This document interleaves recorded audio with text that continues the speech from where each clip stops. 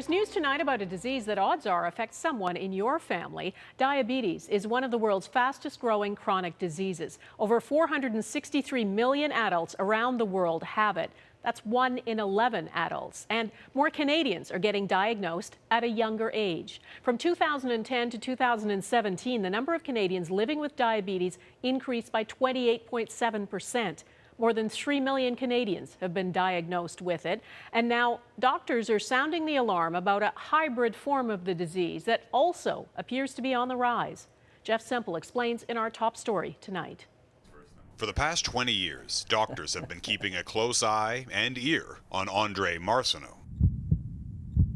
In his early 40s, he was diagnosed with type 2 diabetes, which typically involves patients who are overweight. Now, at that time, I jogged, I didn't smoke, I wasn't overweight. Type 2 diabetes is usually treated with a pill, but Marcineau's medication wasn't working and he required insulin.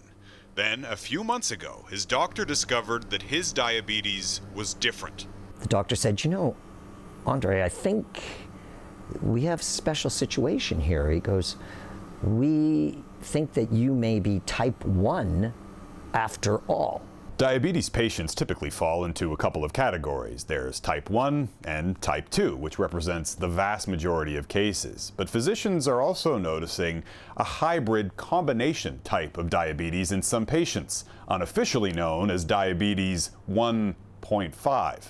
Type 1.5 diabetes is clinically known as LADA, which stands for latent autoimmune diabetes in adults. It's often misdiagnosed as type 2 diabetes because the symptoms are similar, but it behaves like type 1 by destroying the cells that produce insulin. Even if we, let's say, misdiagnose the 1.5, with the proper follow-up, we'll be able to reverse the treatment.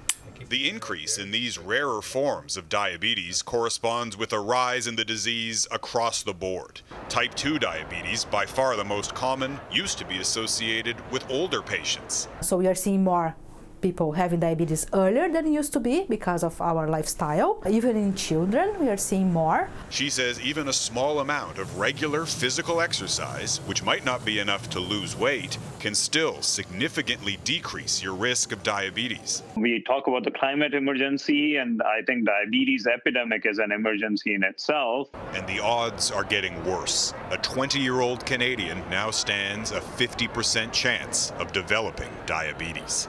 Jeff Semple, Global News, Toronto.